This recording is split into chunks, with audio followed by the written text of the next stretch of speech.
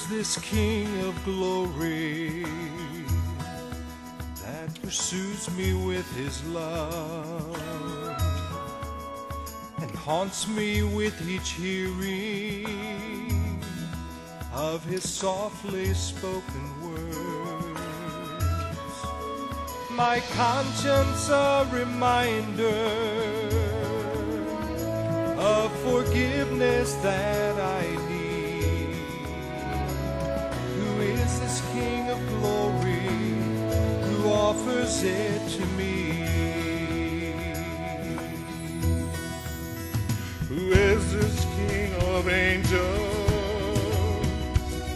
Oh, blessed Prince of Peace, revealing things of heaven and all its mysteries. My spirit's ever longing for his grace in which to stand. Who is this King of glory, Son of God and Son of man? His name is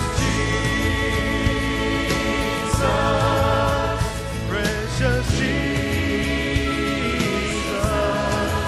Lord Almighty, King of my heart, King of glory. Who is this King of glory?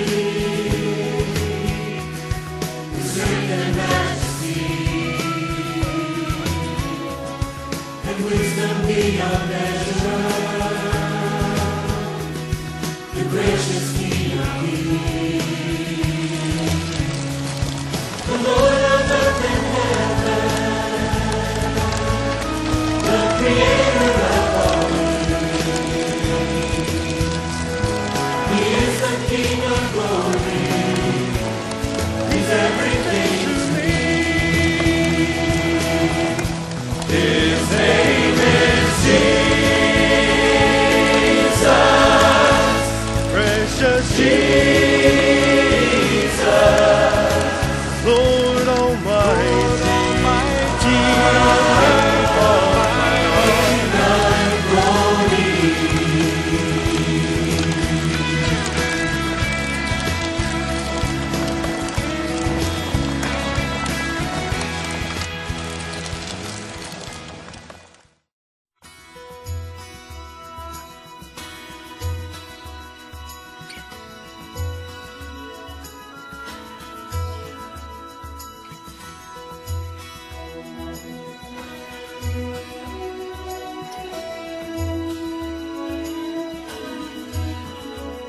Who is this King of glory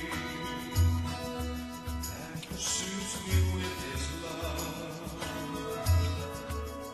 and haunts me with each hearing of his softly spoken words?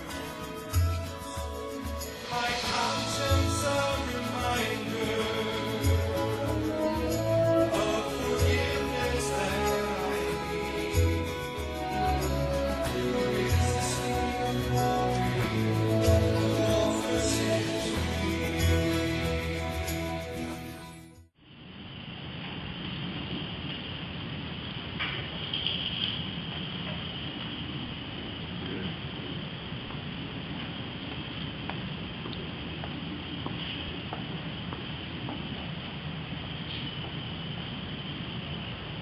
Well, yesterday we began by kind of exploring what exactly does the Scriptures,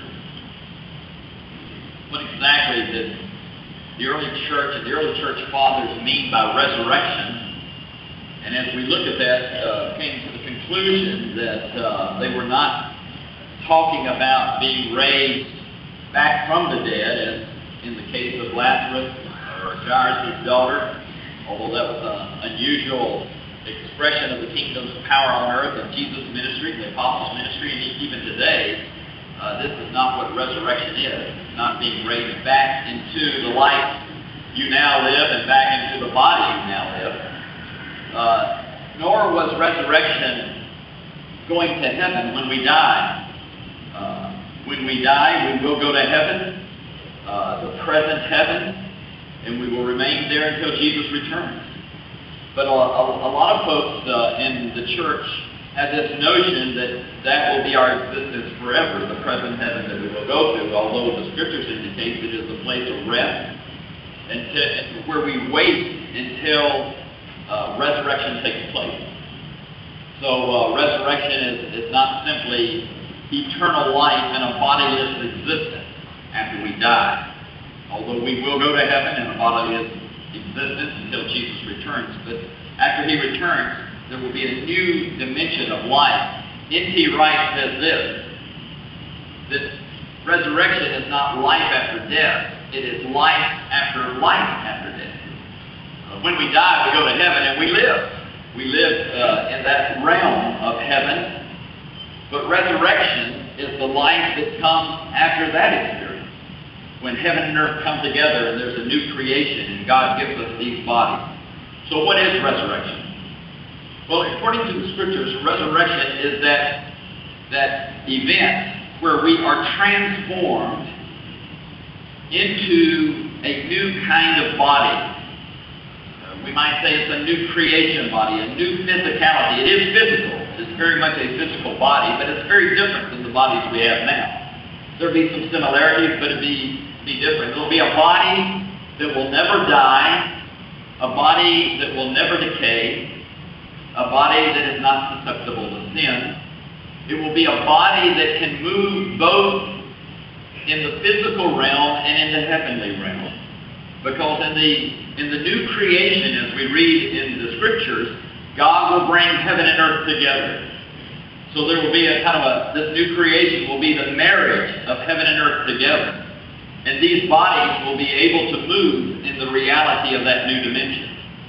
So a resurrected body is a physical body, but it's a new kind of physicality in which we will never know death, decay, or sin, and in which we will be able to live in the new creation that God has for us as a people that will come when Jesus returns.